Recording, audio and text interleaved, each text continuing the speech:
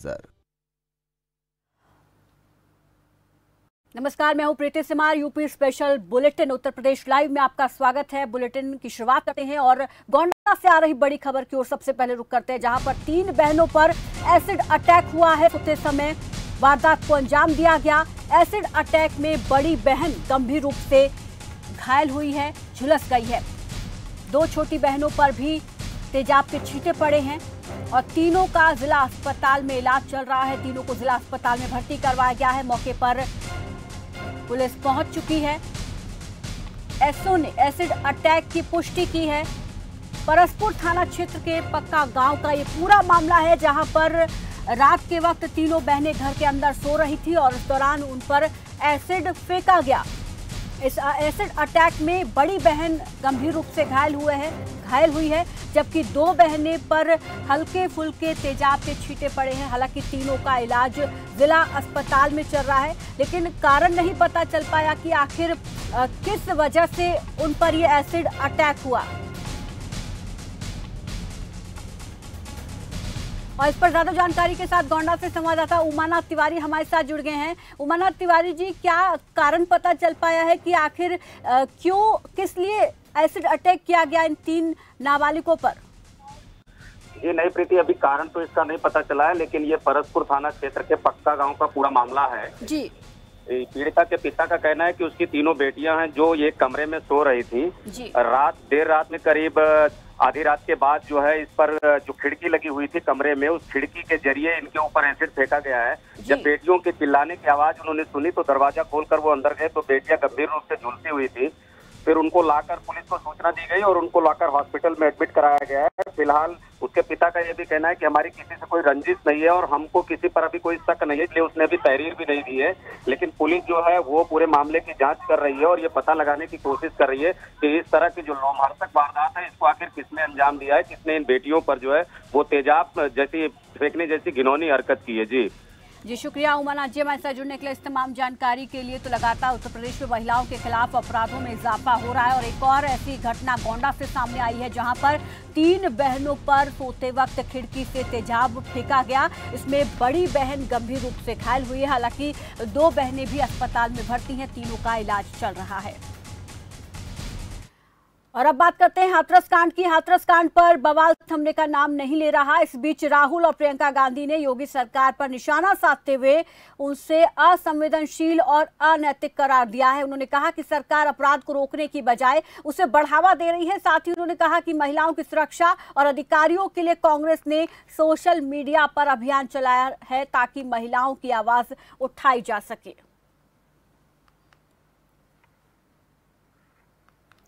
तो एक बार फिर से राहुल गांधी और प्रियंका गांधी की तरफ से योगी सरकार को घेरा गया है। कुछ दिन पहले मैं हाथरस गया, जाते वक्त बार अरेस्ट कर दिया गया, दूसरी बार मैं चला गया। मुझे बात समझ नहीं आई।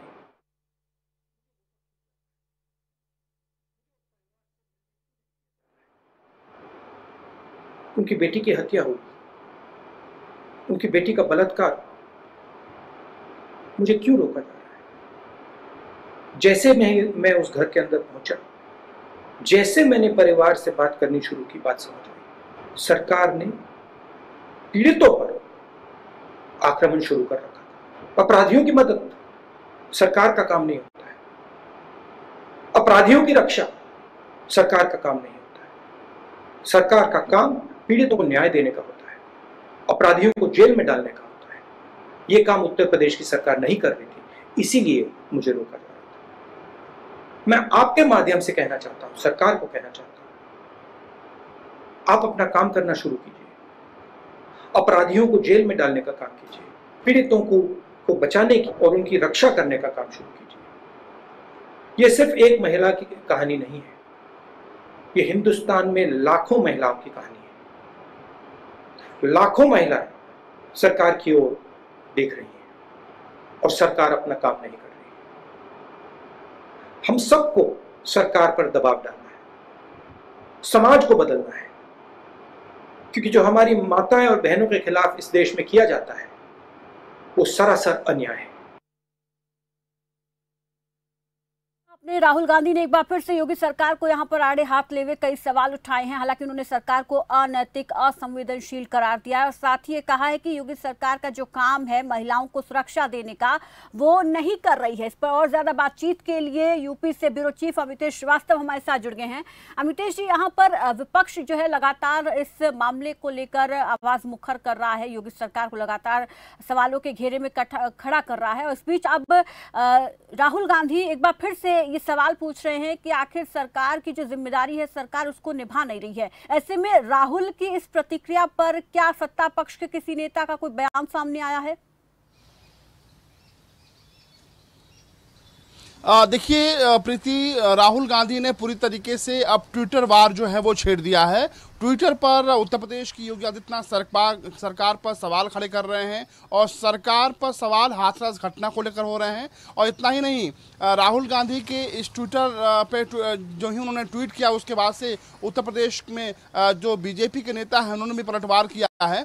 लेकिन अगर आप ट्विटर को देखें, जो ट्वीट किया है राहुल गांधी ने, साफ तौर पर उन्होंने आम लोगों से आह्वान किया है कि आइए हम देश भर में महिलाओं के साथ हो रहे अन्याय के खिलाफ आवाज उठाएं। ये एक मुहिम जो है वो राहुल गांधी ने शुरू की है।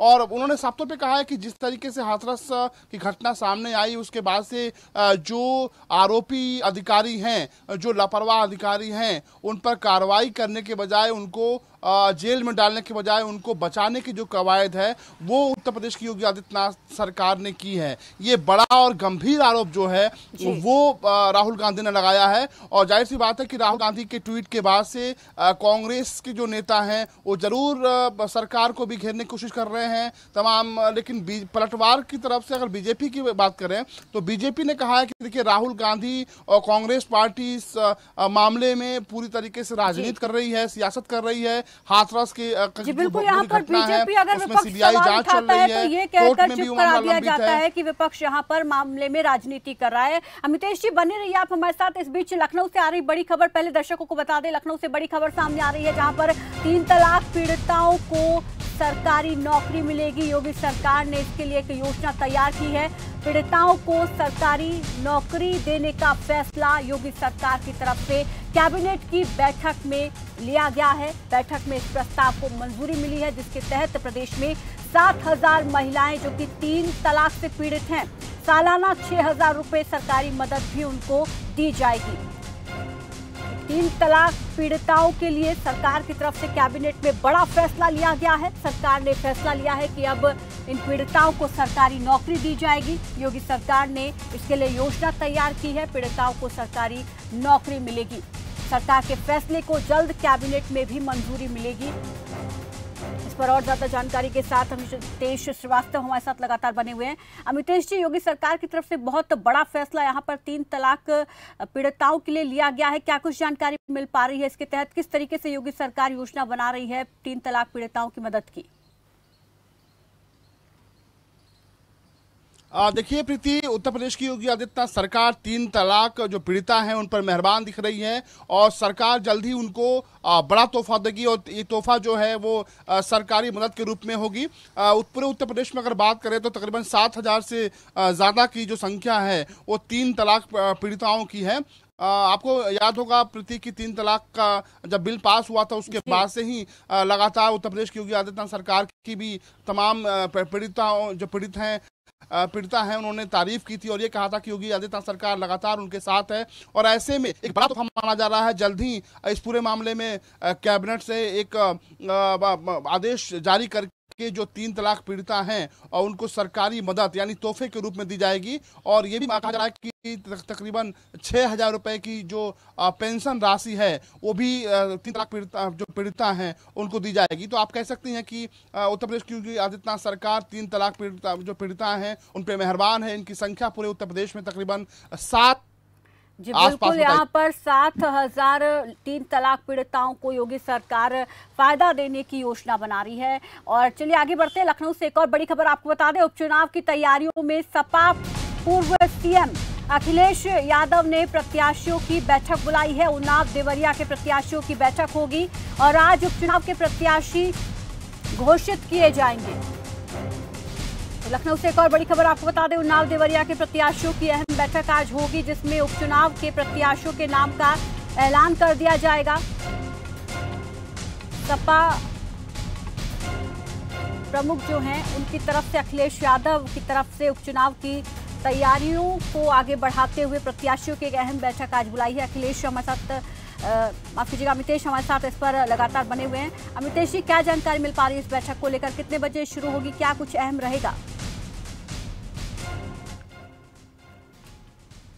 थोड़ी देर बाद ही समाजवादी पार्टी की एक बहुत अहम और महत्वपूर्ण बैठक जो है वो समाजवादी पार्टी के राष्ट्रीय अध्यक्ष अखिलेश यादव लेंगे। और इस बैठक में उपचुनाव को लेकर जहां पर चिंतन और मंथन किया जाएगा, जो रणनीति किस तरह की अख्तियार की जाए उपचुनाव में, उस पर चर्चाएं होंगी। उसके अलावा जो उपचुनाव में जो प्रत्याशियों के ऐलान है वो भी अब से थोड़ी देर बाद ही समाजवादी पार्टी की तरफ से हो जाएगा, जिसमें उन्नाव की बांगरमऊ सीट है जो सबसे हॉट सीट मानी जा रही है। और यहाँ पर भी समाजवादी पार्टी अपनी प्रतिष्ठा से इस सीट को जोड़कर देख रही है। उसके अलावा देवरिया सीट में भी उपचुनाव हो रहे हैं और यहाँ पर भी समाजवादी पार्टी मजबूती से मैदान में होने का दावा ठोक रही है, ताल ठोक रही है। ऐसे में आज की जो बैठक है, इसमें जो बहुत शीर्ष नेतृत्व है समाजवादी पार्टी का, उनके साथ पूरी तरीके से समाजवादी पार्टी के राष्ट्रीय अध्यक्ष अखिलेश यादव विचार विमर्श करेंगे, चिंतन मंथन करेंगे और किस तरह से बीजेपी को पटखनी देनी है, क्योंकि ये जो अभी सीटें हैं उसमें सबसे ज्यादा सीटें बीजेपी के पास हैं। ऐसे में उपचुनाव को लेकर जो रणनीति है वो बनाई जाएगी आज इस बैठक में। जी, शुक्रिया अमितेश जी हमारे साथ जुड़ने के लिए, इस तमाम जानकारी के लिए। तो जिस तरीके से चुनाव होने हैं उसको लेकर लगातार तमाम पार्टियां रणनीति तैयार कर रही हैं और सपा की तरफ से थोड़ी देर में एक बैठक बुलाई जाएगी जिसमें प्रत्याशियों के नाम का ऐलान किया जाएगा। एक और बड़ी खबर आपको बता दें, इस बीच यूपी से एक और बड़ी खबर आपके टीवी स्क्रीन पर, उपचुनाव से जुड़ी है बड़ी खबर। इससे प्रियंका गांधी ने किनारा कर लिया है। उपचुनाव से प्रियंका गांधी ने किनारा कर लिया है। रैली के बजाय उपचुनाव की रणनीति पर ध्यान दिया जाएगा। बड़ी रैलियों की जगह छोटी रैली पर फोकस होगा, क्योंकि कोरोना काल में बड़ी रैलियां आयोजित नहीं की जा सकती, इसलिए छोटी पर फोकस यहां पर किया जाएगा। हर विधानसभा सीट में ऑब्जर्वर रहेंगे, चुनाव खत्म होने तक वहां पर ऑब्जर्वर रहेंगे।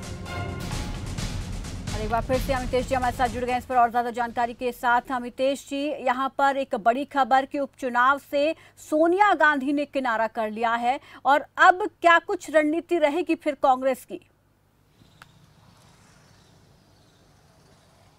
देखिए, खासतौर पर अगर हम कांग्रेस पार्टी की बात करें प्रीति, तो कांग्रेस पार्टी उत्तर प्रदेश की सत्ता से काफी दशकों से दूर है और ये उपचुनाव जो है कांग्रेस पार्टी के लिए करो या मरो वाली स्थिति में है। उसके पीछे तर्क ये भी है कि ये उपचुनाव एक तरीके से आप कह सकती हैं कि सेमीफाइनल है, सत्ता का सेमीफाइनल है। और जो राजनीतिक दल इस सत्ता के सेमीफाइनल में जीत हासिल करेंगे वो 2022 का बहुत मजबूती से उनकी जो दावेदारी होगी। और कांग्रेस पार्टी हर मुद्दे को जिस तरह से तेजी से भुना रही है, कांग्रेस पार्टी लगातार उत्तर प्रदेश की योगी आदित्यनाथ सरकार पर हमलावर है, चाहे वो राहुल गांधी की बात करें, प्रियंका गांधी की बात करें। लेकिन कोरोना काल में हो रहे इस चुनाव से थोड़ी सी दूरियां बनाई जाएंगी और फोकस कांग्रेस पार्टी प्रियंका गांधी का ये है कि जो छोटी जो जनसभाएं हैं, जो वर्चुअल रैलियां हैं, उनको की जाएंगी। उसके अलावा कांग्रेस पार्टी ने तमाम जो सीनियर्स लीडर हैं, ग्राउंड जीरो पे जिनका जनाधार है, उन तमाम कांग्रेस के नेताओं को जिम्मेदारियां दी गई हैं। एक एक उपचुनाव जहां पर हो रहे हैं उस विधानसभा सीटों पर तमाम कांग्रेस के बड़े जो दिग्गज हैं उनको प्रभारी बना के भेजा गया है और हर छोटी से छोटी चीजों को बहुत बारीकी से रखी जा रही है। और पूरी कमान जो है की बात की जा रही है कि ऑब्जर्वर तैनात होंगे हर विधानसभा सीट पर, तो उनकी क्या भूमिका रहेगी? देखिए, उनकी भूमिका बहुत अहम और महत्वपूर्ण मानी जाती है, चाहे वो टिकट बंटवारे को लेकर हो या फिर चुनावी जो समीकरण बैठाने और को लेकर हो।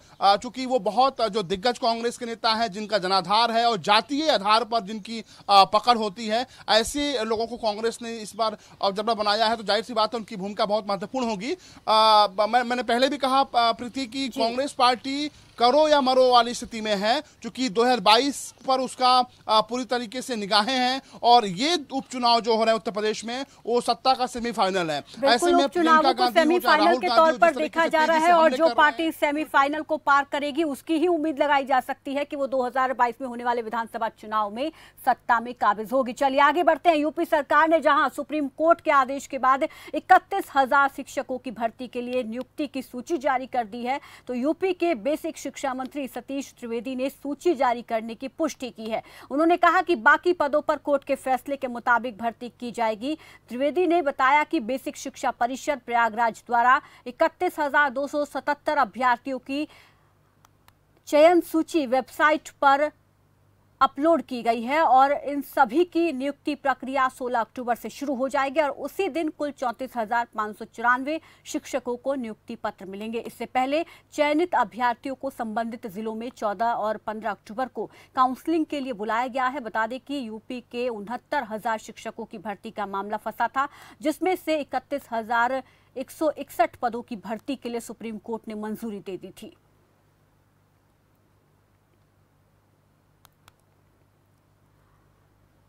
यूपी के ऊर्जा मंत्री इन दिनों ब्रज में हैं और मथुरा का दौरा कर रहे हैं। ऊर्जा मंत्री श्रीकांत शर्मा ने सोमवार को दानघाटी गोवर्धन पहुंचकर परिक्रमा लगाई और दानघाटी मंदिर में दर्शन किए। साथ ही विकास कार्यों का भी उन्होंने निरीक्षण किया। ऊर्जा मंत्री श्रीकांत शर्मा ने कहा कि योगी सरकार धार्मिक नगरी के सर्वांगीण विकास के लिए कटिबद्ध है।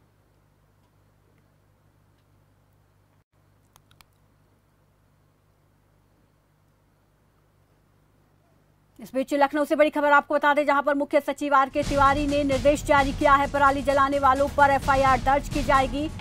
फसल कटने के बाद मौके पर ही डीकंपोज होंगी पराली। लाउडस्पीकर पोस्टर से जागरूक किया जाएगा किसानों को। डीएम मंडल आयुक्त के साथ वीडियो कॉन्फ्रेंसिंग की, तो किसानों को पराली नहीं जलाने के लिए उनको जागरूक किया जाएगा। स्पीकर के जरिए गांव-गांव में जाकर उनको इसके प्रति जागरूक किया जाएगा।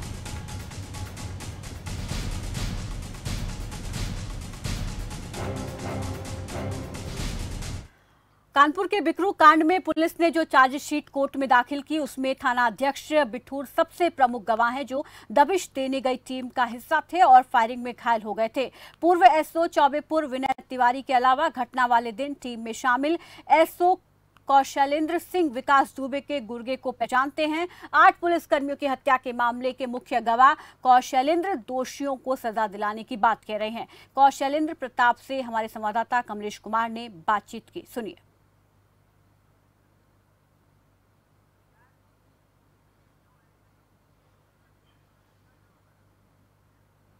दबिश में जाना है और अपने यहाँ से मैक्सिमम फोर्स लेकर के आ जाइए।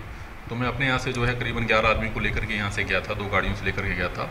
लेकर के फिर बेला क्रॉसिंग पे वो मुझे मिले और थोड़ा सा हम लोगों का ब्रीफिंग हुआ। ब्रीफिंग के बाद में फिर हम लोग गांव पहुँचे।